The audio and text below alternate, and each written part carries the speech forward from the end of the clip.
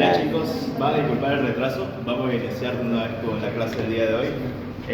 Para quienes no me conocen, mi nombre es Dan Mérida, soy estudiante de cuarto año de nuestra carrera, soy auxiliar del H3 y vamos a avanzar no relativamente a profundidad, porque quiero darles las pautas para su examen, qué es lo que más preguntan, qué les pueden llegar a preguntar, sobre todo en su segundo parcial, porque si bien en los últimos 2 años ha sido cerrado, en mi año y en años anteriores el segundo parcial ha tenido preguntas abiertas, ¿ya? Y esas preguntas abiertas no son tan complicadas, la verdad. Es a la pregunta y la respuesta.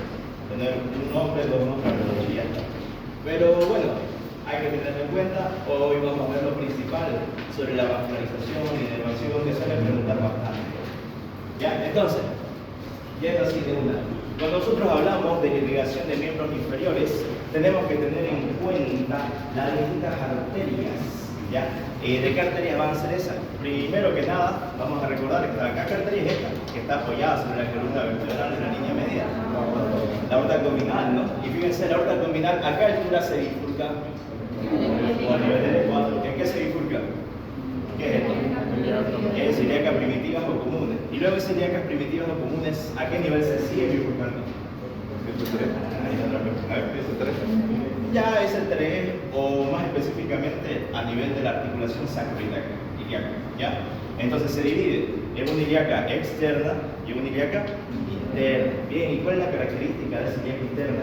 Que a su vez, si nosotros la seguimos, a ver, está acá, se divide también en un tronco anterior, perdón, está acá, tronco anterior y un tronco posterior, ¿ya? Ahora, entonces, fíjense que dentro de nuestros miembros inferiores esa ilíaca interna me interesa. ¿Por qué? Porque me va a estar dando las ramas de irrigación para toda la región glútea. Sin embargo, a la ilíaca interna se la puede estudiar de 2 maneras. Se la puede estudiar sus ramas de acuerdo a los troncos, o sea, un tronco anterior y un tronco posterior, y ahí describiendo cada uno. O se la puede estudiar viendo según la localización de su rama, que esos son ramas viscerales, ramas extrapélvicas y ramas intrapélvicas. Ya vamos a ocupar esta última para estudiar las arterias del miembro inferior, ya que justamente son todas las extrapélvicas las que me están irrigando la región glútea. Bien, entonces la ilíaca interna va a ser una de las ramas que vamos a estudiar hoy para la irrigación. ¿Qué más? ¿Qué más tenemos? Fíjense, esta otra que era la ilíaca externa, chicos, cuando llega por debajo de este ligamento, que cuál es si va desde la espina ilíaca anterosuperior hacia el tubérculo del pubis, del ligamento inguinal. Bien, cuando la ilíaca externa pasa por debajo del ligamento inguinal, se transforma en arteria femoral, ¿ya? Y luego esa arteria femoral, ¿qué va a hacer? Va a bajar por todo el muslo, va a llegar hacia otro agujerito que se lo conoce como el hiato de los aductores, que ahorita vamos a ver otra imagen, y ahí se dirige hacia la región posterior de la rodilla. En esa región posterior, chicos, está en contacto con un espacio topográfico importantísimo que lo preguntan, es el rombo popliteo. ¿Ya? Estamos simplemente describiendo así las generalidades, ahorita lo vamos a ver un poquito más a detalle. Entonces, cuando llega el rombo popliteo, la arteria femoral se transforma en arteria poplitea, propiamente. ¿Ya? Esa arteria poplitea tiene un corto recorrido, atraviesa otro agujero muscular, que se lo conoce como el hiato del sóleo, y a partir de ahí da 2 ramas terminales. ¿Cuáles son esas 2 ramas terminales? Una que se va para adelante, ¿ya? Que bueno, es la que estoy señalando acá, que es la arteria tibial anterior. Y otra que sigue hacia posterior, que antes de ser tibial posterior se la conoce como tronco tibio peroneo. ¿Ya? ¿Por qué? Porque a partir de ese tronco tibio peroneo nace la tibial posterior y nace la arteria peronea. Y ahorita lo vamos a ver. Bien, ¿qué más pasa? ¿Dónde termina todo esto? La tibial anterior sigue descendiendo por toda la parte anterior de la pierna y llega hacia la región del pie, donde da su rama terminal, que es la arteria dorsal del pie o arteria pedia. ¿Ya? Ahí termina la tibial anterior. Y la tibial posterior, que es la que más me interesa, ella sigue el mismo recorrido que la anterior, pero en una vista posterior y llega a la planta del pie, donde da 2 ramas terminales, una arteria plantar lateral y una arteria plantar medial. Bien, de esa manera entonces acabamos de describir toda la irrigación que vamos a estudiar en un momento de los miembros inferiores. ¿Ya? Entonces, iniciemos por la arteria ilíaca interna, chicos. Fíjense que cuando nosotros hablamos de ilíaca interna, yo les decía que hay muchas formas de estudiar sus ramas. Las que a mí me interesan ahorita son las extrapélvicas. Y específicamente, ¿cuál de esas? Si nosotros seguimos, esta es la ilíaca interna, aquí está su tronco anterior, este es el tronco posterior. posterior. Y fíjense, del tronco anterior está naciendo esta arteria delgadinga, ya, que empieza a descender y va a salir por este agujero que se lo conoce como el agujero obturador, ¿ya? Por eso el nombre de esta arteria, que va a ser la primera que me va a estar irrigando a mis miembros inferiores, es la arteria obturatriz, ¿sí? Ya eso lo tienen que saber bien. Arteria obturatriz que, fíjense, una vez que llega al agujero obturador, se divide en una rama anterior, una rama posterior, ¿ya? Básicamente me estoy irrigando a la piel de esa región y a los músculos que se encuentran en toda esta rama isquiopubiana. ¿Ya se acuerdan más o menos qué músculos deben insertarse a esa altura? ¿Cuáles dicen?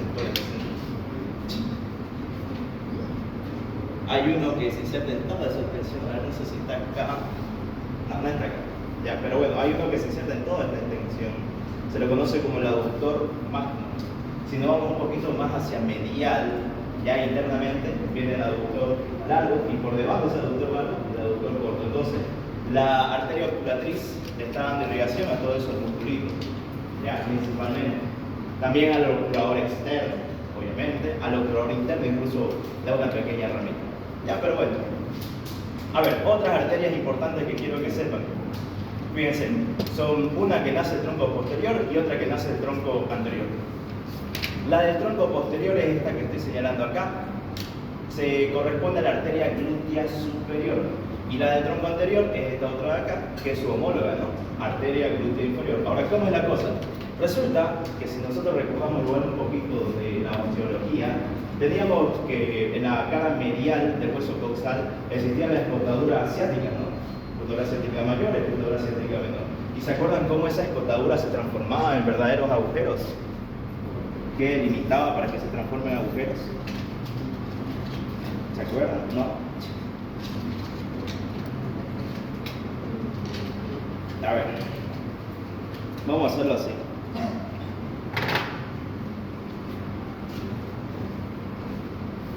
Este va a ser mi hueso sacro, ¿ya? Acá viene mi hueso coxal, digamos.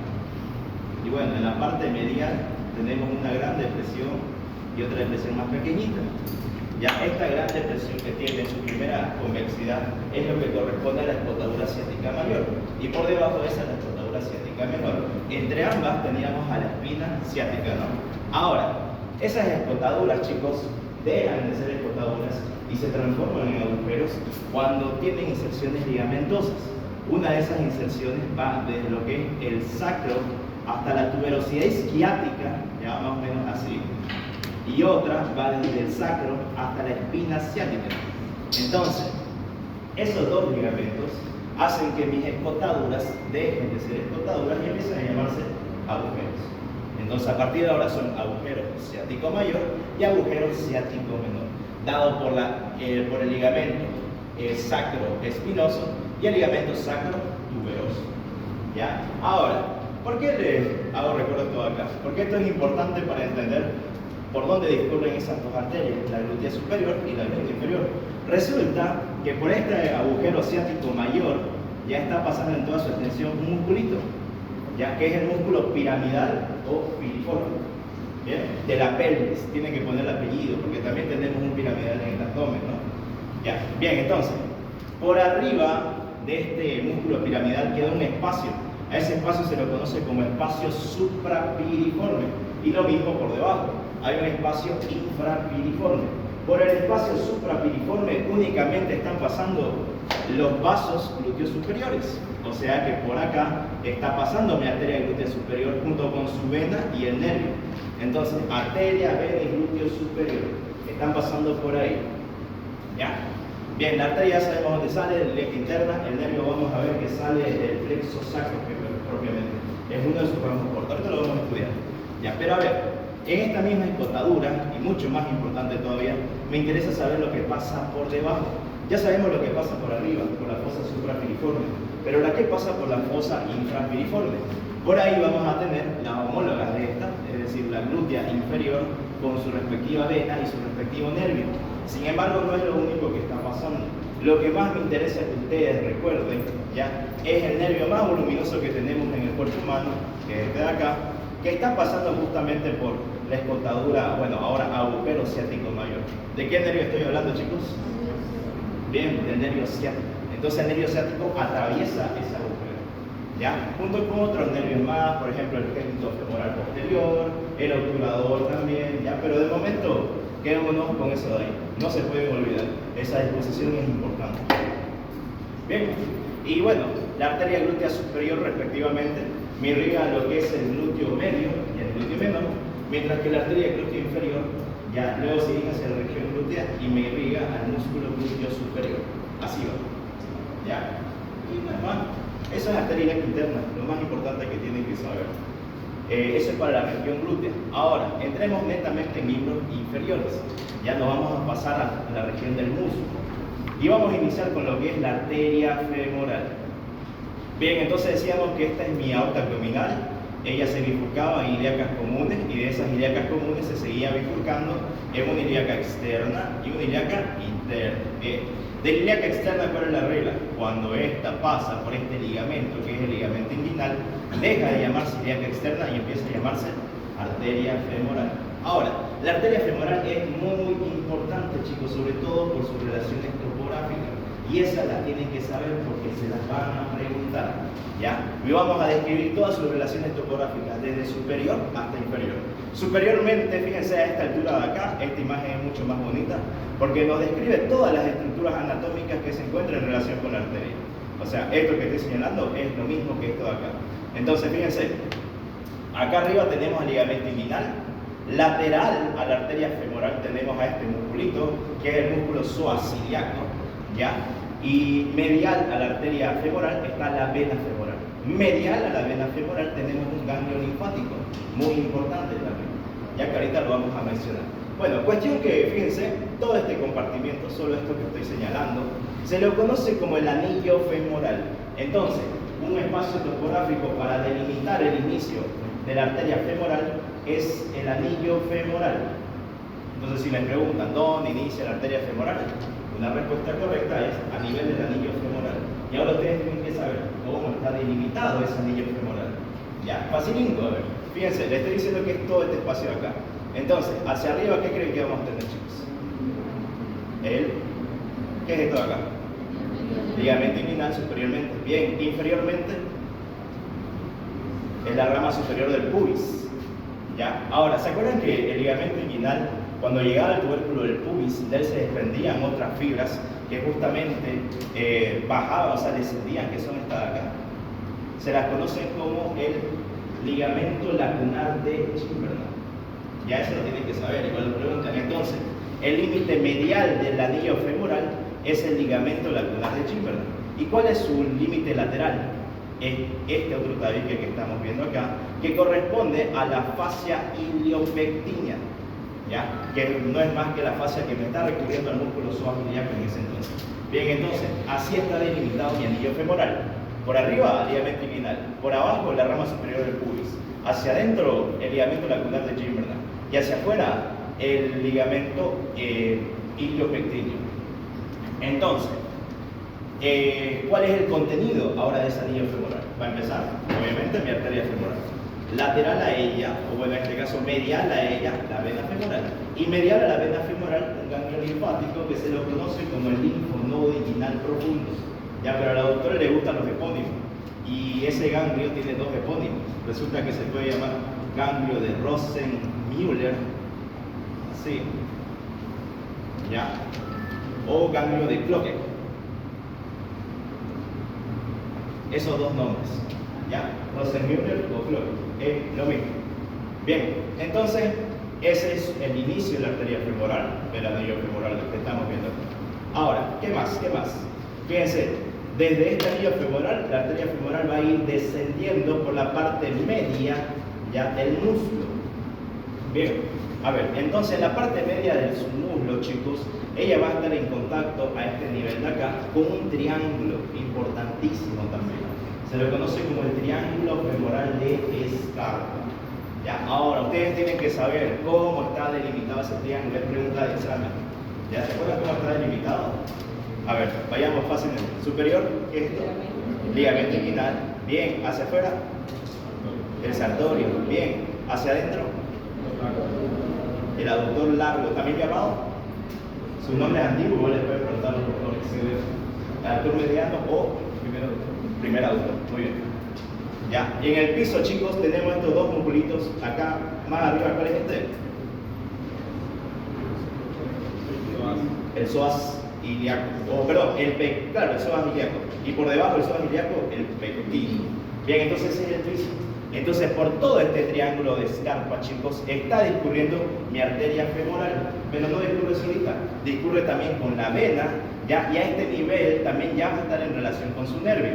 Entonces, en palabras más sencillas, el contenido del triángulo de Scarpa es la van femoral, ¿ya? Y bueno, tienen que recordar también su disposición, y justamente va desde medial a lateral. Cuando nosotros hablamos de la van, estamos hablando de una vena, arteria y nervio.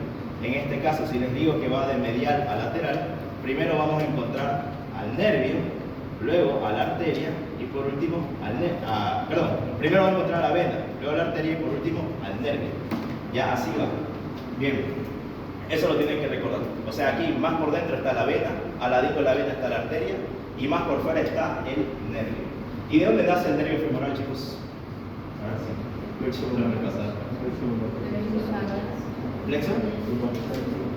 Perdón, no te escuché. Plexo lumbar. Ya, sí, muy bien, el plexo lumbar. Igual ahorita lo vamos a ver. Bien, entonces fíjense, estábamos que iniciaba el anillo femoral, luego pasó por el triángulo de Scarpa, y en el triángulo de Scarpa sigue descendiendo todavía mi arteria femoral, y ahora entra en contacto con otro espacio topográfico, ya que igual lo preguntan, se lo conoce como el conducto de Hunter. Ya ese conducto de Hunter tienen que saber igual sus límites, sí o sí les va a entrar. Bien, ¿se acuerdan de eso? A ver, lateralmente, chicos, vamos a tener a este musculito de acá, que es el sartorio, ya lateralmente es el vasto intermedio, medialmente es el sartorio, y posteriormente es lo que corresponde al aductor magno y aductor largo, respectivamente. Ya, entonces, a ver, otra vez, lateralmente el vasto interno, medialmente el sartorio y posteriormente el aductor largo y aductor magno. Bien, ¿cuál es el contenido de ese conducto de Hunter? Mis vasos femorales, pero ya no el nervio femoral, sino un nervio que es rama del nervio femoral, que es el nervio safeno. Bien, entonces esas tres cosas están discurriendo por el conducto de Hunter. Y en sí, ¿qué es el conducto de Hunter? Es un conducto delimitado por músculos de la región anterior de la pierna, ya que me comunica el triángulo de Scarpa con la fosa poplitea. Bien, entonces todo ese recorrido tiene el conducto de Hunter. Entonces la arteria femoral recorre todo el conducto de Hunter y luego se vuelve posterior hacia la región de la rodilla.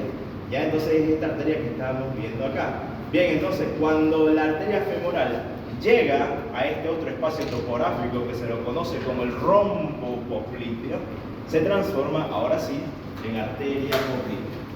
Ya, y ahí termina mi arteria femoral.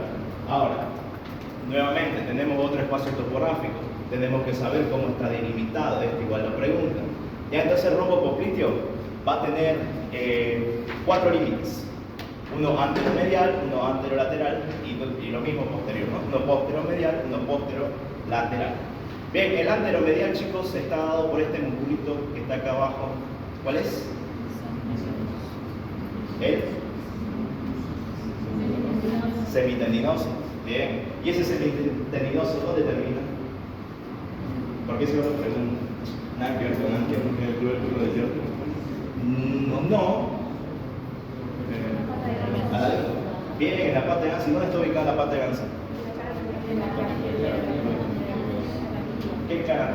Bueno, la tibia tiene una cara anteromedial y una anterolateral. ¿En cuál de las dos? Anteromedial. ¿En qué epífisis superior o inferior? Epífisis superior. ¿Y junto con qué otros músculos vienen? Bien, ¿tiene una mnemotecnia para eso?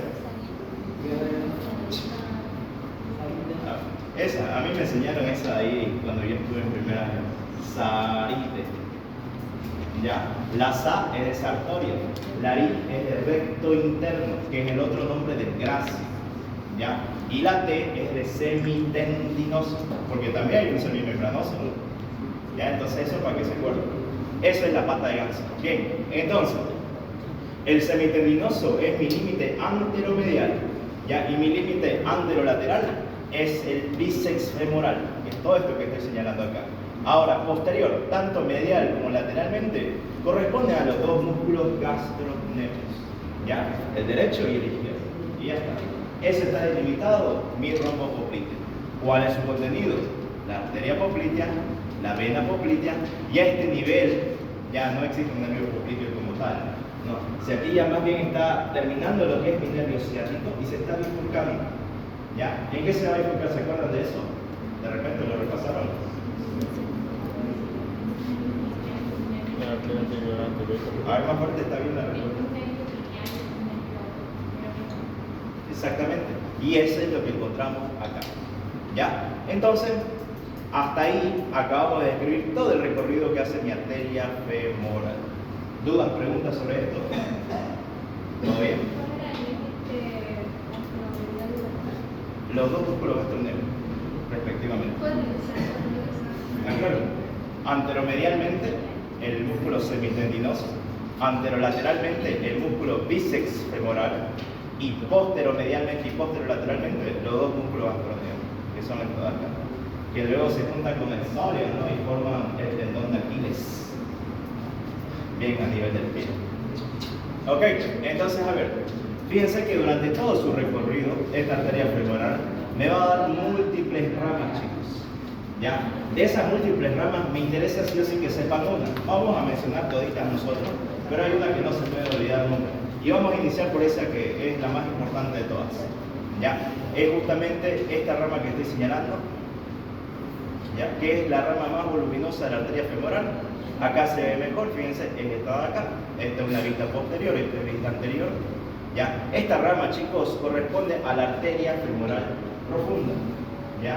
Esta es la más importante de todas las colaterales que me da mi arteria femoral. Ahora, esta arteria femoral profunda, ¿qué hace? Ella discurre por toda la parte posteromedial de la pierna y durante su recorrido me va dando distintas ramas. Para empezar, fíjense que acá tenemos estas arterias que son en número de 3 a 4 aproximadamente, que se las conocen como las arterias perforantes. ¿Ya? Se llaman así porque resulta que a este nivel, fíjense, este musculito que es el aductor magno, ya presenta distintos espacios como llagas, por así decirlo. ¿Ya? Son por esos espacios por donde están perforando estas arterias. Por eso se las conocen así. ¿Ya? Si nos vamos un poquito más para arriba, esta propia arteria femoral profunda me da una arteria circunfleja femoral lateral y una arteria circunfleja femoral medial. La femoral medial abraza lo que es el trocánter mayor de todo mi fémur, mientras que la femoral lateral abraza lo que es el cuello de la cabeza del cuerpo. ¿Ya? Entre ellas se anastomosan y me forman un verdadero arco vascular a todo este nivel de acá. Bien, eso es lo más interesante. Ahora, una cosa que tienen que tener en cuenta, que de estas arterias perforantes, la última de toditas corresponde a la rama terminal de mi arteria femoral profunda. ¿Ya? Y recibe su nombre dependiendo de cuántas arterias perforantes dio antes. En este caso, está dando 1, 2, 3. Entonces, esta es su rama terminal de esta arteria femoral profunda, es la cuarta perforante. ¿Ya? Pero si fueran 3 únicamente, su rama terminal sería la tercera perforante. Y así sucesivamente. ¿Ya? A ver, ¿qué otras ramas me da mi arteria femoral? Hay una rama que nace justamente cuando esta pasa por el ligamento inguinal. Esta que está acá es una delgadinga. Ya se la conoce como la arteria epigástrica superficial. Ya esa arteria epigástrica superficial se va a dirigir hacia toda la región inferior del abdomen y va a estar irrigando a los tegumentos y al tejido celular subcutáneo de esa zona. Ya es mucho más interesante. Otra que me da es esta que está a la misma distancia que la epigástrica superficial, que es la que estoy señalando acá. Esta es la circunfleja ilíaca lateral, que como su mismo nombre sugiere, se dirige hacia la región ilíaca de la parte lateral y también va a estar encargada de irrigar a todos los tegumentos de esa zona. Bien, después, otra rama interesante que me da la arteria femoral son dos en sí. Son estas que estoy señalando acá, esta otra que estoy señalando acá. Son las pudenda externas, chicos. Ya son pudenda externa superficial y profunda o superior e inferior. Reciben esos dos nombres. Ya, si yo digo algo pudendo, ¿a qué hace referencia? Eso, al área genital. ¿Saben qué significa etimológicamente pudendo? Sí, no ha sido curioso. Ya ver, cuando ustedes vean algo pudendo, tienen que relacionarlo directamente con los órganos genitales. ¿Pero por qué? Resulta que esa palabra pudendo viene de cuidar el pudor, dicen por así, dicen por ahí. El pudor es lo mismo que vergüenza. ¿Ya? Entonces se dice que se tiene vergüenza de mostrar los órganos genitales. Por eso que decía ese nombre. Es un datazo, la verdad, ni se lo van a preguntar. Pero ya para que sepan, todo lo que vean donde exista la palabra pudendo está en relación con los órganos genitales, de alguna u otra manera. ¿Ya? Bien, otra rama que quiero que sepan de esta arteria femoral es esta que está acá, que se la conoce como la arteria anastomótica magna o arteria descendente de la rodilla. Y ese es su nombre actual. Anastomótica magna es su nombre antiguo, ya que simplemente me va a servir para formar parte de este circuito arterial que se forma a nivel de la rodilla, que ahorita lo vamos a estudiar. Bien, entonces de esa manera tenemos todas mis ramas colaterales que me da la arteria femoral. ¿Cuál no se puede olvidar nunca? La arteria femoral profunda. Ya, y esto me olvidé mencionar, les aprovecho de hacerlo ahorita. Si se dan cuenta, de todas las ramas que nacen de la arteria femoral profunda, ellas se van anastomosando una entre otras. Ya, las mismas perforantes con la circunfleja e incluso llegan hasta el circuito arterial de la rótula. ¿Ya para qué sirve esta anastomosis? Cuando, por ejemplo, vamos a tener una obstrucción en esta arteria que es la principal, que sería la femoral, ya le va a seguir llegando sangre gracias a esta anastomosis. O sea, a ver, entendamos eso, para que no sea solo memoria. Imagínense, esta es mi arteria, la arteria femoral, y de repente acá dentro de ella hay algo que empieza a obstruir. Si empieza a obstruir, ¿qué va a pasar, chicos? ¿Qué está pasando normalmente por los vasos? Sangre, ¿no? Bien, si empieza a obstruirse esa arteria, ¿será que va a seguir pasando sangre? No, ¿por qué me interesa tanto que la sangre llegue a los tejidos? ¿Y por qué se le cruzaría? Por falta de oxígeno. ¿Y el oxígeno por qué es tan importante? Para formar ATP. Para formar ATP, bien. Entonces, a ver, digamos todo esto así. Normalmente la sangre llega hacia los distintos tejidos. ¿Qué hacen mis células? Meten ese tejido a su interior, meten ese oxígeno a su interior y empiezan a formar ATP, energía. De esa manera la célula puede funcionar correctamente. Entonces, ¿qué pasaría en ese entonces? En este caso, si no está llegando sangre, no ha llegado oxígeno. Si no hay oxígeno, no hay ATP. Si no hay ATP, no hay cómo la célula funcione correctamente. Se empiezan a morir. A eso se le conoce como necrosis. ¿Ya? Entonces, fíjense, en este caso, a nivel de la pierna, este circuito arterial anastomosado, gracias a la arteria femoral profunda, ya evita que el tejido se necrose en caso de que se obstruya la arteria femoral, por las grandes conexiones que tiene, tanto a nivel de la epífisis proximal con la distal. ¿Ya? Entonces se sigue suministrando esa irrigación si hace falta. Ya eso es importante, entonces lo tienen que tener en cuenta. Bien, eso en cuanto a arteria femoral. ¿Alguna pregunta que tengan? La circunfleja ilíaca superficial se anastomosa al momento con la ilíaca profunda. Con ilíaca Circunfleja profunda. ilíaca profunda. ¿Cuál es la ilíaca externa? ¿Se anastomosa o no tiene nada que ver? No se llegan a anatomosar como tal. Cada una está entregando la parte correspondiente de su zona donde se distribuye. La que sí, y nada más bien que lo mencionaste, la que sí se puede anatomosar acá sería, por ejemplo, esa misma circunfleja ilíaca lateral que vos decís, pero con la arteria epigástica inferior. ¿Ya? La arteria epigástica inferior, ¿se acuerdan dónde nace?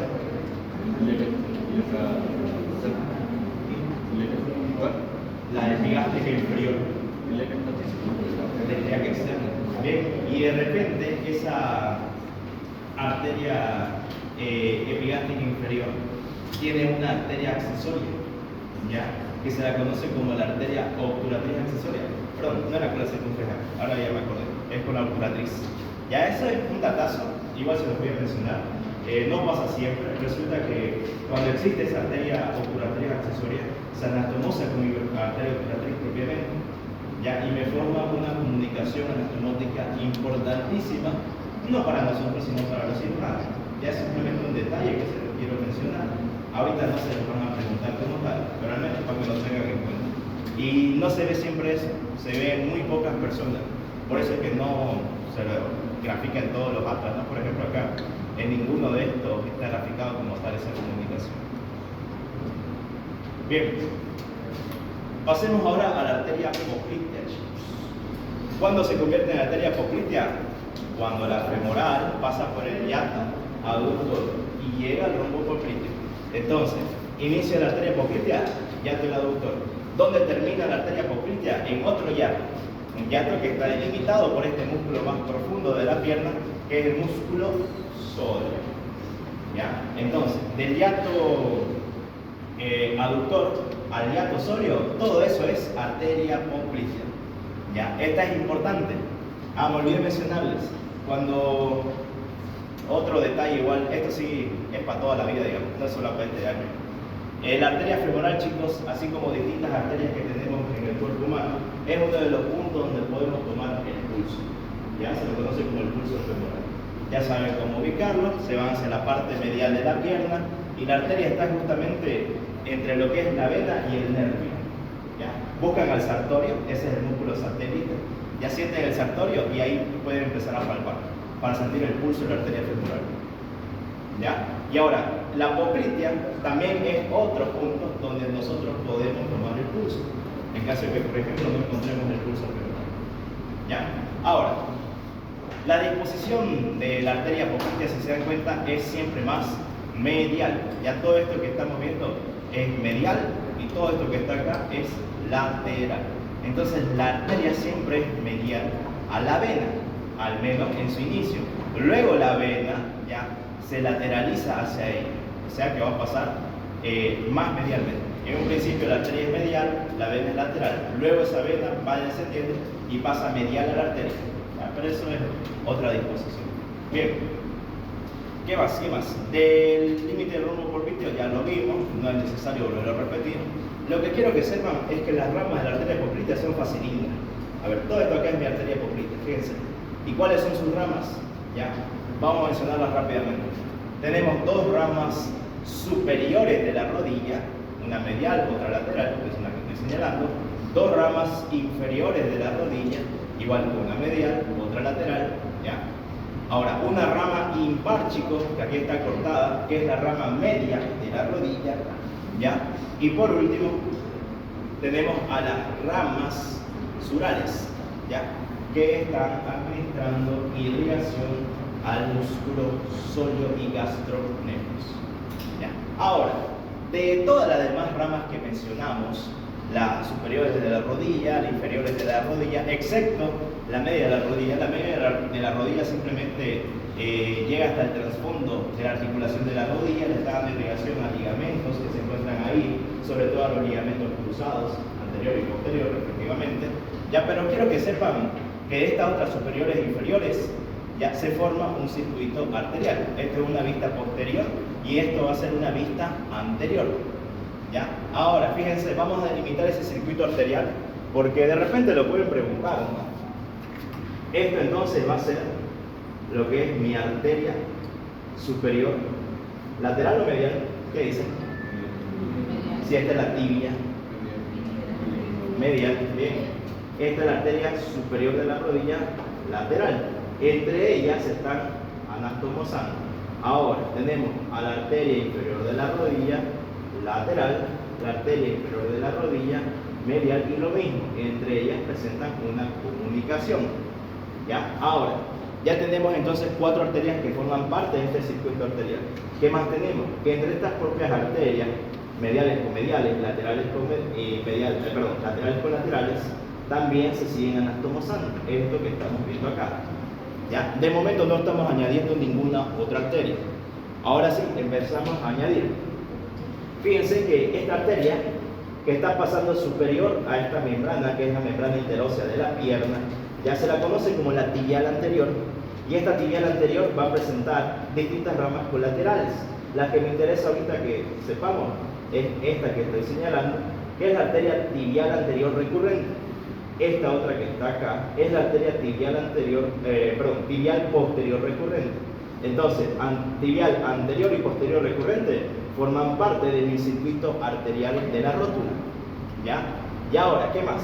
De esta propia arteria tibial anterior también nace una arteria peronea recurrente, que está acá. ¿Ya?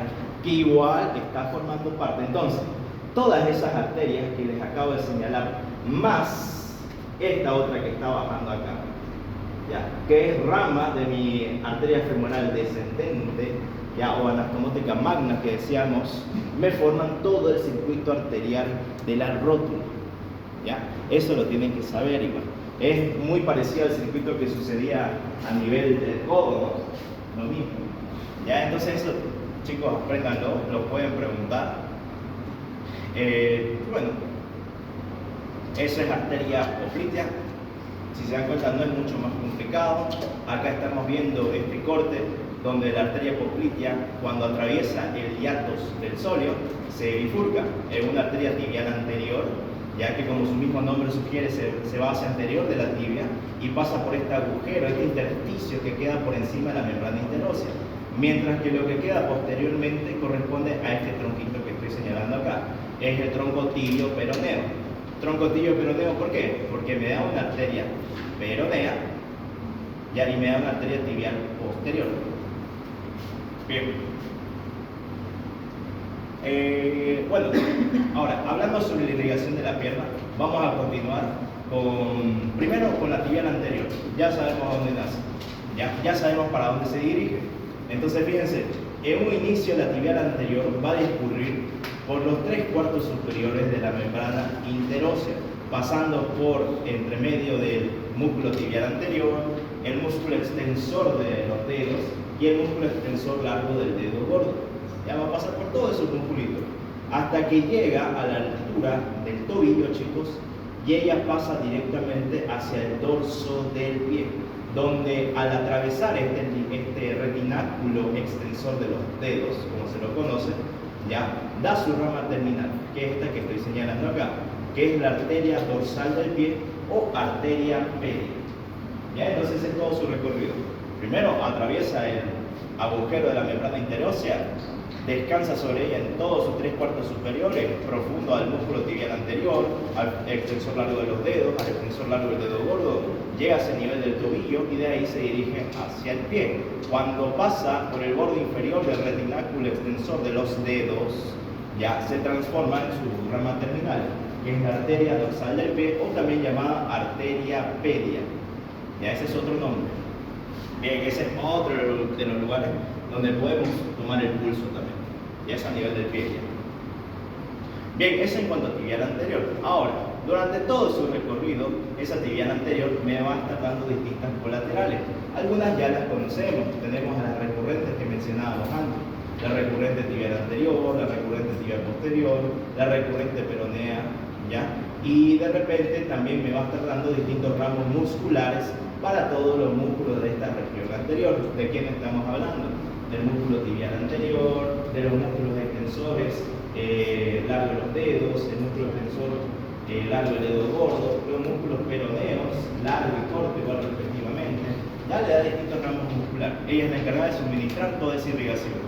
Y en la parte ya del tobillo, esto es importante, me da dos arterias, una lateral, una medial, que corresponden a las arterias maleolares. Entonces tenemos una arteria maleolar medial y una arteria maleolar lateral, que se dirige justamente hacia los maleolos correspondientes. Tenemos al maleolo medial por parte de la tibia y al maleolo lateral por parte del peroneo. ¿Ya? Entonces, si se dan cuenta, no es mucho más complicada la arteria tibial anterior. Es relativamente fácil de poder estudiarla. Es esta misma de acá, su músculo satélite. Para poder seguirla, chicos, fíjense, esta imagen nos ayuda bastante. Corresponde al músculo extensor largo del dedo gordo, que es todo este que estoy viendo acá. Ya que fíjense, inclusive su rama terminal, la arteria dorsal del pie, lo sigue durante su trayecto todavía. Ahora, ¿dónde termina esta arteria dorsal del pie? Ya termina a nivel del espacio que queda en el quinto metatarsiano, entre la diferencia que hay entre tarso y metatarso. Ya en ese espacio, pero a nivel del primer, perdón, no el quinto, el primer metatarsiano, ahí termina la arteria dorsal del pie. Bien, y ahorita vamos a ver cómo continúa después. Bien, ahora la arteria tibial posterior, chicos. Esta arteria tibial posterior, que es la que estoy señalando acá, todo esto que está acá, ¿ya? Decíamos que en un principio, antes de ser tibial posterior, se transformaba en tronco tibio peroneo. ¿Ya? Y a ver, este tronco tibio peroneo me interesa que sepan que da dos ramas colaterales. ¿Ya? Una recurrente tibial media, que es la que estoy señalando acá, que también puede llegar a contribuir parte del circuito vascular de la rótula. ¿Ya? Y esta otra arteria, que es la arteria nutricia de la tibia, que ingresa por el agujero nutricio y le está dando la vascularización. ¿Ya? Ahora, ¿dónde termina ese tronco tibio peroneo? En el momento en que da esta otra arteria de acá, que es la arteria peronea propiamente. Y entonces, a partir de este punto, deja de llamarse tronco tibio peroneo y empieza a llamarse arteria tibial posterior. ¿Ya? Y bueno, a partir de acá, lo único interesante que tienen es que ellos van descendiendo igual ambas ramas y también van prestando irrigación a los músculos de esa zona. ¿De qué músculo estamos hablando? A ver, en la región posterior de la pierna. ¿Cuáles son? Músculos sólidos, ¿qué más? Gastrocnemio, ¿qué más? Plantar delgado, ¿qué más? El popliteo. Bien, entonces a todos esos musculitos les están dando distintas ramas que los van a estar irrigando. Ahora, me interesa muchísimo más el recorrido de la tibial posterior. ¿Por qué? Porque fíjense, cuando ella llega a nivel del tobillo, ya pasa por detrás del malleolo tibial, ¿ya? O malleolo medial. Entonces bordea posteriormente al malleolo medial y de esa manera va a llegar hacia la planta del pie. En la planta del pie, chicos, da sus dos ramas terminales, que son la arteria plantar lateral y la arteria plantar medial, respectivamente. ¿Ya? Esto igual es importante, esta relación, porque en este punto donde la arteria tibial posterior bordea al malleolo tibial, es otro lugar donde nosotros solemos tomar el pulso, ya es el pulso tibial posterior. Entonces ya vimos un montón de pulsos, ¿no?, que se pueden tomar. Bien, es en cuanto a la arteria tibial posterior, el tronco tibio peroneo. ¿Qué más? ¿Qué más? A ver, aquí vamos a ver la continuación de eso. Es una imagen mucho más grande. Fíjense, este es mi tibial anterior.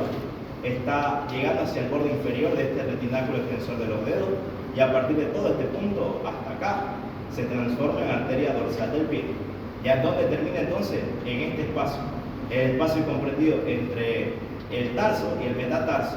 ¿Ya? En este primer espacio, entonces, ¿qué hace esta arteria? Da una rama anastomótica que va a ir hacia abajo para anastomosarse con las arterias de la planta del pie. ¿Qué más? Llegado a este punto de acá, la arteria dorsal del pie se incurva, presenta una curvatura y de esa curvatura, chicos, están naciendo otras arterias más. ¿Ya? Si estamos hablando acá del metatarso, va a corresponder a las arterias metatarsianas dorsales, porque también tenemos metatarsianas plantares, pero esas son por debajo del pie. Entonces acá tenemos a la arteria arqueada, ¿ya?, que me da las arterias metatarsianas dorsales, y la disposición es que estas arterias metatarsianas dorsales a su vez se dividen, chicos, si se dan cuenta, ahora en arterias interdigitales, para el tercer, para el cuarto, para el quinto, para el cuarto y para el tercer dedo, respectivamente. Ya, ahora, ¿y qué pasa con el primer y segundo dedo? Resulta que la arteria metatarsiana del primer dedo es la rama terminal, si ustedes quieren decir así, de mi arteria dorsal del pie, que nace justamente cuando ésta se incurva hacia lateral. Ya, entonces toda esta que estoy señalando. Y a partir de esta nacen las arterias interdigitales para el segundo y el primer dedo. ¿Ya? Ahora, entre estas arterias metatarsianas, si se dan cuenta, hay distintas comunicaciones que se van hacia las ramas, se van hacia la planta del pie. Se la conocen como las arterias perforantes posteriores. Y así como hay perforantes posteriores, tenemos arterias perforantes anteriores. Ahora, las perforantes posteriores me comunican a las arterias metatarsianas con el arco vascular plantar, que ahorita lo vamos a estudiar, que bueno, en realidad es esto de acá. ¿Ya? Mientras que las perforantes anteriores comunican las metatarsianas dorsales con las metatarsianas plantares, respectivamente. ¿Ya? Entonces, posteriores con arco vascular y anteriores con sus homólogas, pero del otro lado. Si están dorsales, sus homólogas van a ser las plantares. Bien, y así, chicos, así se va distribuyendo toda esta arteria dorsal del pie. Fíjense que gracias a la curvatura de esta arteria arcuada, se forma el arco vascular del dorso del pie propiamente.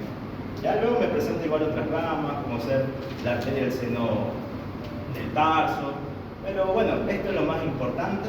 De pie la verdad no preguntan tanto, basta con que sepan de dónde nacen cada una de esas arterias que les voy diciendo y ya está. De hecho, yo solo he visto que han preguntado la rama terminal de la arteria tibial anterior propiamente. Después no suelen profundizar tanto en eso. Bien, pero es importante que lo conozcamos, ¿no? De todas formas siempre lo vamos a ver. Ahora, fíjense, esta es una vista de la planta del pie, ¿ya? Esta es la planta del pie, entonces es una vista inferior. Por acá está discurriendo mi arteria tibial posterior, donde ya está terminando, ¿ya? Entonces presenta una rama más voluminosa, chicos, que corresponde a la arteria plantar lateral, y una rama mucho más delgadita que corresponde a la arteria plantar medial, ¿ya? Y la arteria plantar lateral sigue prácticamente casi la misma disposición que la arteria dorsal del pie. Fíjense, llega hacia la base, ahora sí, del quinto metatarsiano, se incurva y se conecta con la arteria plantar medial, ¿ya? Y a partir de ahí nacen las arterias metatarsianas, del quinto, del cuarto, del tercero y del segundo dedo, ¿ya? Y bueno, del primer dedo, la arteria metatarsiana del primer dedo nace directamente de la arteria medial plantar. Entonces eso es así, o sea, la misma disposición, solamente cambian los nombres. Si estas eran dorsales, estas van a ser plantares, respectivamente. Ya no nos compliquemos mucho con eso. Igual presentan sus ramos perforantes posteriores, que eso es lo que yo les decía acá, que son estos mismos, que están comunicando las metatarsianas con el arco vascular plantar, y los ramos perforantes anteriores, que son estos acá, que son igual estos mismos, que están comunicando las arterias metatarsianas dorsales con las arterias metatarsianas plantares. ¿Ya? Entonces así no nos compliquemos más. No, como les digo, no suelen preguntar tanto de pie como tal, de hecho es raro. Lo he visto que preguntan bastante en auxiliaturas, por si a alguno de ustedes les interesa. A ver, ¿qué más? El drenaje venoso, ahora sí. ¿Alguna pregunta que tengan sobre irrigación? Sí, no. Estoy viendo un poco rápido porque nos retrasamos bastante. No lo quiero aburrir porque irrigación es un poquito complicado. Bueno, más que complicado, un poquito denso, así que le estoy dando puros puntos importantes. No sé si tienen alguna pregunta, si voy muy rápido. ¿Qué dicen, chicos?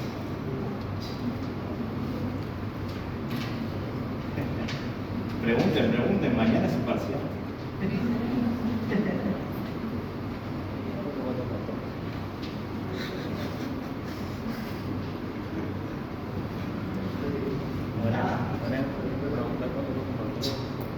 Ya ven, el drenaje venoso es facilito si conocen la irrigación.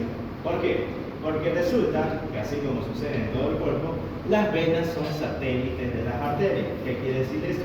Que por cada arteria que exista, existe su respectiva vena. Ahora, en miembro inferior hay una disposición especial. Resulta que nosotros tenemos de a dos venas, ¿ya?, desde el pie hasta las arterias tibial anterior y tibial posterior. Pero luego, a partir de la arteria poplitea, solamente hay una vena.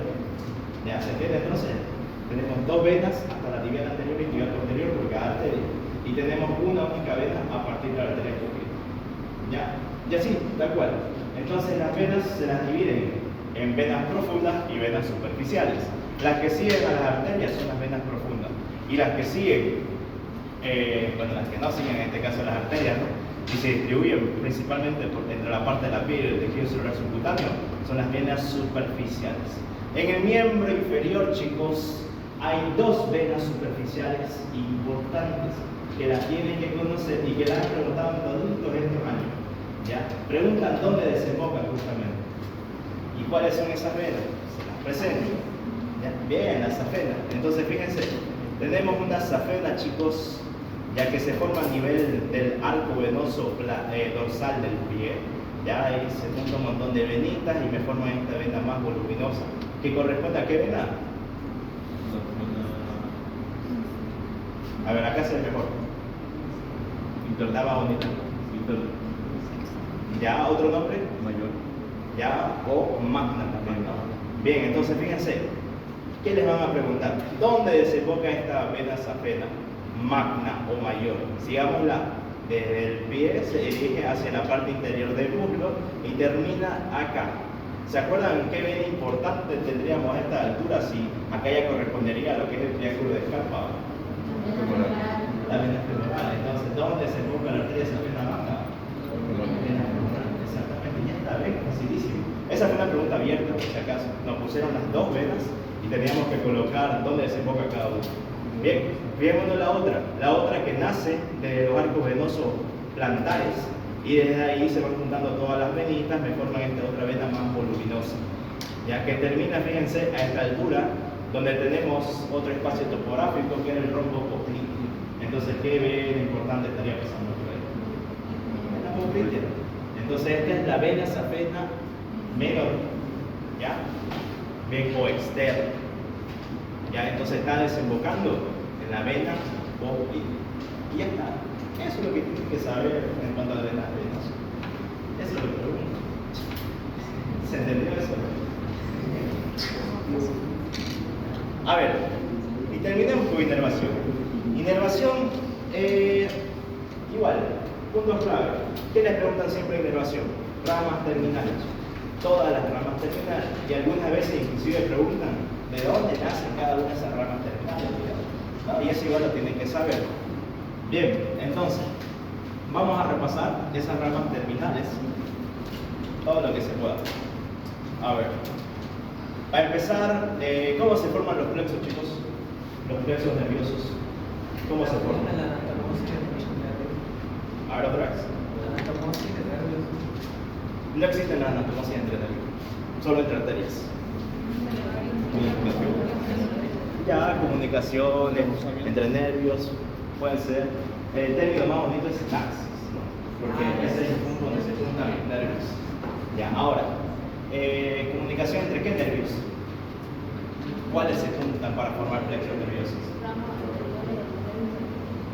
A ver, otra vez. Muy bien, los ramos anteriores de los nervios raquídeos. ¿Y dónde salen los nervios raquídeos? De la médula espinal. De la médula espinal. Bien. A ver, vamos a repasarlo eso porque ya van a entrar a neuro también. Y es algo que siempre medio que confundo un poquito. ¿Ya? Entonces, a ver, vamos a hacer un esquema así rápido. Este es el cerebro, este es el cerebelo, más posterior e inferiormente. Por acá abajo tengo lo que es mi tronco encefálico. El tronco encefálico, chicos, tiene tres porciones. De superior a inferior tenemos el mesencéfalo, el puente y el bulbo raquídeo. ¿Ya? Lo que continúa el bulbo raquídeo se lo conoce como médula espinal. Hasta ahí creo que todo lo entienden, ¿no? Bien, ahora, ¿qué pasa si nosotros hacemos un corte? No importa qué altura de la médula, hacemos un corte y vamos a mirarlo esto desde arriba. Resulta que vamos a tener la siguiente disposición. Vamos a ver que la médula presenta esta figura de acá. ¿Ya? Así. Entonces, seguramente ustedes en histología ya habrán visto que cuando estudian el tejido nervioso existe algo que se llama sustancia gris, sustancia blanca. ¿Qué es la sustancia gris, chicos? ¿Qué es? ¿Qué es? Axones y meridianos. No tanto eso, te cuento.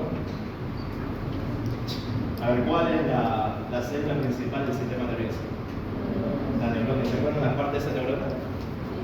A ver, rápidamente. Tenemos su cuerpo soma, de ella se desprenden prolongaciones cortas que son la dendrita, una única prolongación larga que es el axón y termina el terminal axónico, ¿no? Aquí está su núcleo. Ya, ahora, cuando harto de estos cuerpos neuronales se juntan entre sí, me forman lo que se conoce como la sustancia gris, que en el caso de la médula espinal tiene una forma característica de una H. Ya es todo esto que estoy señalando acá. ¿Ya? Ahora, eso es sustancia gris, no es más que un cúmulo de somas neuronales. ¿Ya? Y ahora, ¿qué es la sustancia blanca? No es más que un cúmulo de axones con sus respectivas vainas de mielina. Entonces, toda esta vaina de mielina se juntan, ¿ya? Y me forman la sustancia blanca, que en el caso de la médula se encuentra por fuera de la sustancia gris. Es todo esto que estamos viendo acá. ¿Ya? Simplemente como recordatorio, digamos. Ahora, ¿qué me interesa de acá? ¿Por qué le estoy haciendo esto, digamos? Porque resulta que la médula espinal se divide, esta sustancia gris, en dos a su vez. Tenemos unas astas anteriores y unas astas posteriores. De estas astas anteriores nacen raicillas nerviosas, chicos. ¿Ya? Ahí las tienen. Nacen raicillas nerviosas que se juntan y me forman a un nervio raquídeo o nervio espinal anterior, propiamente. Lo mismo sucede en la parte posterior. Bueno, aquí lo voy a hacer muy esquemático, no es tanto así. Digamos que estas son las raicillas, igual, se juntan entre ellas, me forman un nervio espinal o raquídeo posterior, pero la característica es que estas se dilatan y me forman ganglios. ¿Ya? Y luego esta anterior se junta con esta posterior y ahí es donde realmente se empieza a llamar solamente el nervio raquídeo o nervio espinal. Entonces teníamos un nervio raquídeo anterior, nervio raquídeo posterior. Ellos dos se juntaron y me empezaron a formar un nervio raquídeo propiamente, un nervio espinal. ¿Ya? Son estos nervios los que salen por toda la médula espinal. ¿No? ¿Se acuerdan? Teníamos uno C1, C2, C3, etcétera, etcétera, etcétera. Y son ellos quienes empezaban a formar los plexos. Bien, entonces ya vimos de dónde salen estos nervios y ya recordamos básicamente cómo es que se van a formar los plexos. Un detalle más. Cuando se forma este nervio raquídeo, ya a su vez se sigue dividiendo en una rama posterior y en una rama anterior. Ya, la rama posterior se dirige hacia la espalda y le va a estar dando la sensibilidad y la parte motora a todos los músculos de esa región, mientras que la parte anterior, bueno, a todo lo que se encuentra en la parte anterior, ¿no? Músculos, órganos, etcétera, etcétera, etcétera. ¿Ya? Entonces, en conclusión, los plexos que vamos a estudiar para el miembro inferior son dos. Tenemos al plexo lumbar y al plexo sacro. ¿Cómo se forman esos plexos lumbar y sacro? Por el conjunto de las ramas anteriores de los nervios raquídeos. ¿De qué nervios raquídeos? En el caso del plexo lumbar está formado por L1, L2, L3 y L4. Y en el caso del plexo sacro está formado por el tronco lumbosacro, que no es más que el conjunto de L5 y S1, también por S2 y S3, respectivamente. ¿Ya? Eso lo tienen que saber.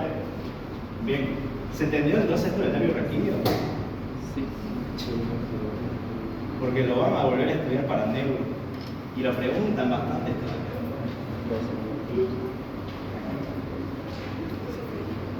Ya.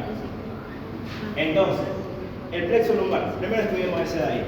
Tenemos L1, tenemos L2, tenemos L3, tenemos L4. ¿Ya? Entonces, ¿cómo dice esto?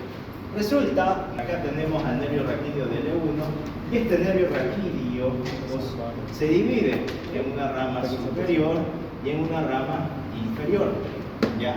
De esta rama superior nacen dos nervios importantísimos. ¿Ya? Corresponden al nervio ilio hipogástrico y al nervio ilio inguinal. ¿Ya? Ilio hipogástrico e ilio inguinal, antiguamente llamado abdómeno genital mayor y abdómeno genital menor.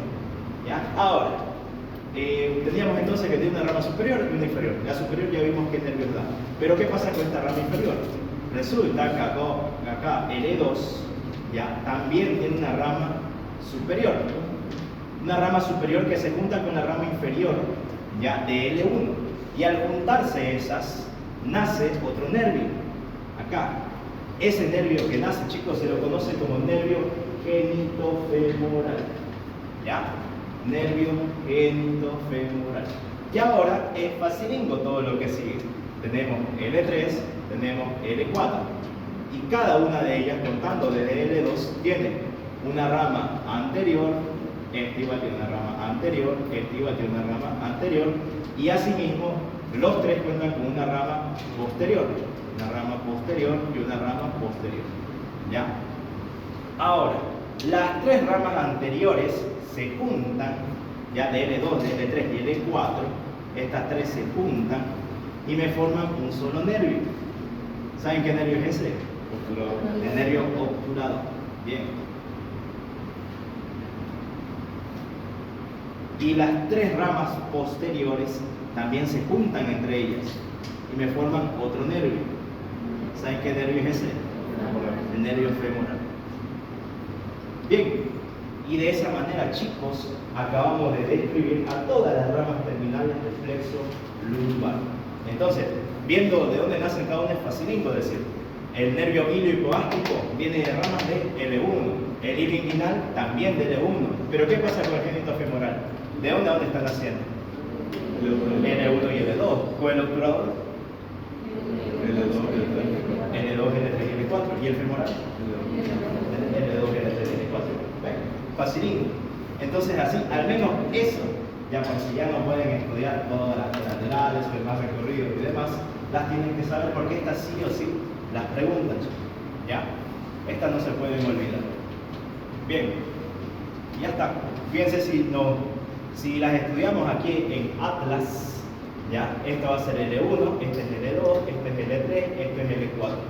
Ya fíjense cómo L1 se divide en una rama superior y una rama inferior. Y de la rama superior nace este primer nervio que es el ilio hipogástrico y este otro acá que es el ilio inguinal. Ahora, de su rama inferior se junta con una rama superior que nace de L2. Fíjense, esta es la rama superior de L2, esta es la rama inferior de L1 y se forma el nervio génito femoral. ¿Ya? Ahora, L2, L3 y L4 presentan ramas anteriores, que son estas que estoy señalando, estas son ramas posteriores, ya esta que estoy señalando, y estas son sus ramas anteriores. La otra acá. Entonces, las ramas anteriores de L2, L3 y L4 se juntan y me forman al nervio obturador. ¿Ya? ¿Cómo sé yo qué es el nervio obturador? Para empezar, porque es de menor calibre que el femoral. Y también porque si yo sigo su camino, está pasando por dentro del agujero obturador. ¿Junto con quién? ¿Qué arteria?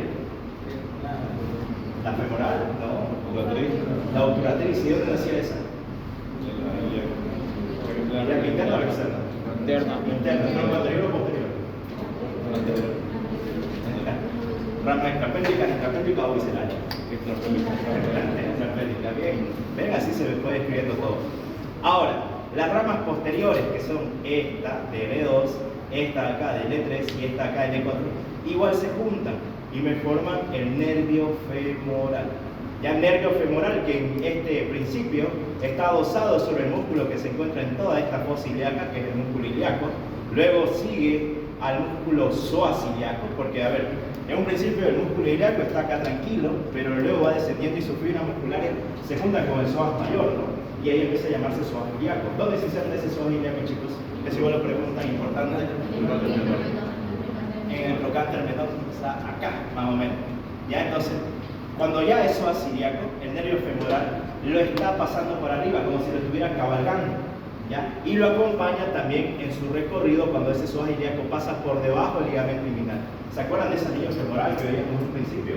A lateral de la arteria estaba el psoas ilíaco, ¿no? Entonces ahí por arribita del psoas ilíaco va a estar el nervio femoral, propiamente, ¿ya?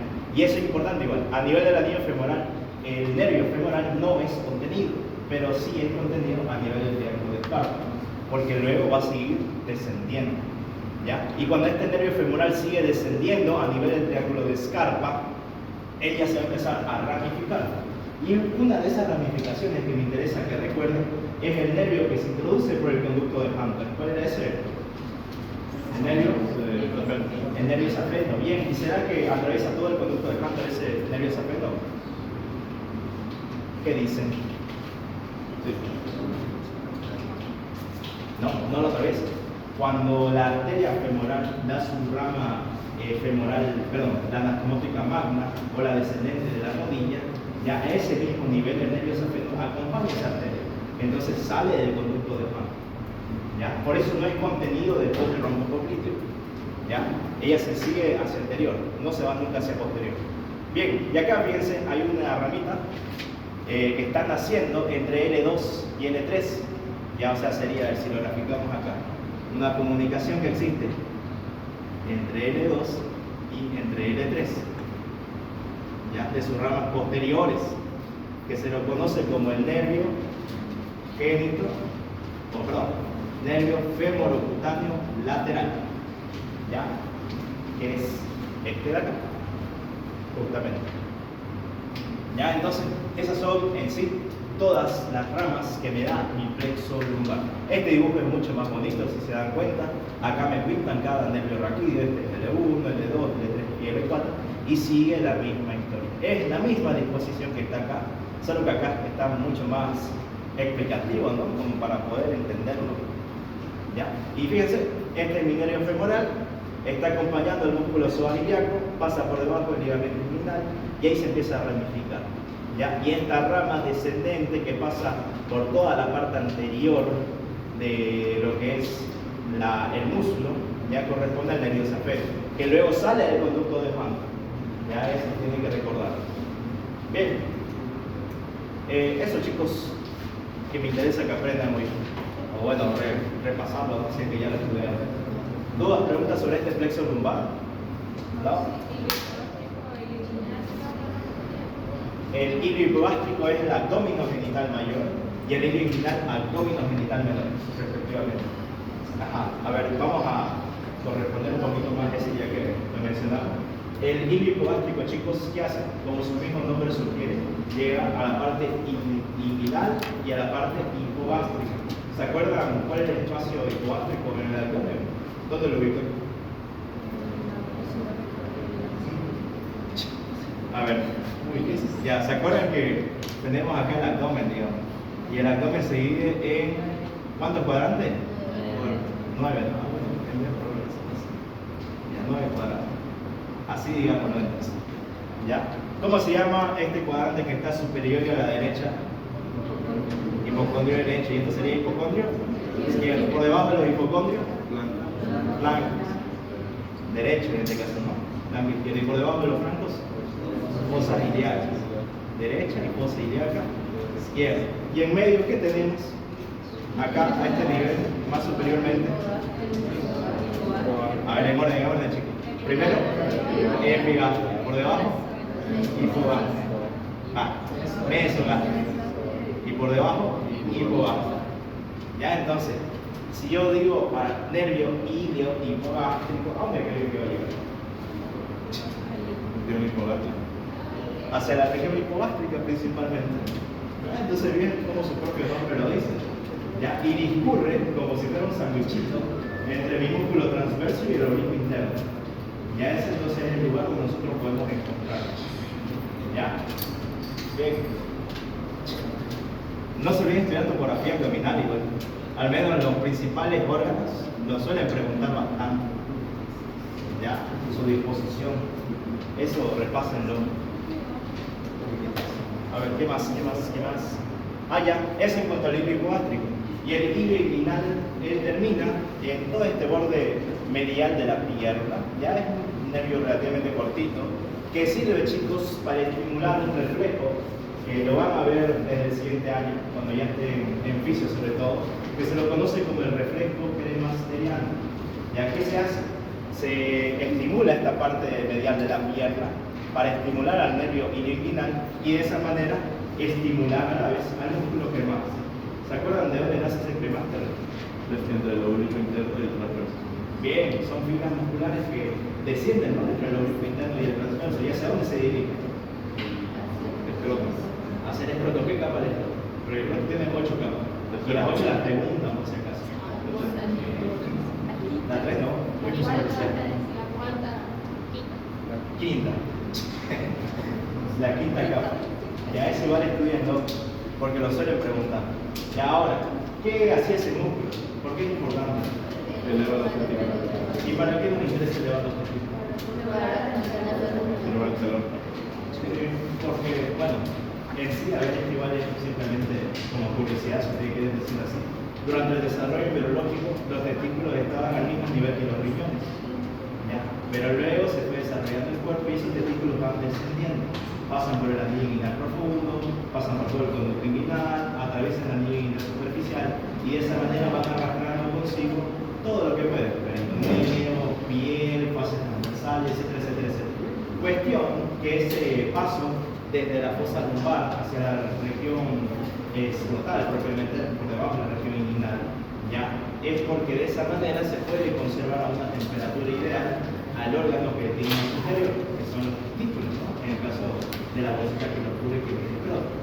Entonces, fíjense que cuando, por ejemplo, hay situaciones en las cuales el testículo no encuentra una temperatura ideal, se activa ese músculo cremario, como lo que sucede en el frío. ¿Ya? Entonces se estimula el músculo cremario y hace que ascienda el testículo. Entonces, ¿qué hacemos con este nervio de acá? Al estimularlo, nosotros hacemos que ese músculo cremario también se estimule. Entonces, favorecemos de que podamos evaluar que esté funcionando correctamente el músculo cremario. Ya no es algo que se hace de rutina en un examen físico, pero se lo puede. Claro, es que si estamos valorando la región inguinal, sí, así se lo hace, ¿no? Pero no siempre llegan pacientes con eso. Bien, y terminemos con esto de acá, con el plexo sacro. El plexo sacro es mucho más facilito que el plexo lumbar. Ni siquiera es necesario hacer así un esquema como tal. Pero bueno, hagámoslo. A ver. Fíjense, el plexo sacro, ¿cómo se juntaba? Entre L5 y S1, que juntaban sus fibras y formaban el tronco lumbosacro, S2 y S3. ¿Ya? Ahora, lo que más le van a preguntar acá, ¿cuál es la rama terminal del plexo sacro? Todas estas fibras se juntan y me forman lo que es el nervio más voluminoso del cuerpo humano. ¿Cuál es ese? El ciático. Y ya está. Y el nervio ciático, fíjense, es este de acá. ¿Por dónde se está metiendo? ¿Qué es esto de acá? Agujero ciático mayor. ¿Con qué otros nervios, chicos? ¿O otros vasos, músculos, lo que recuerden?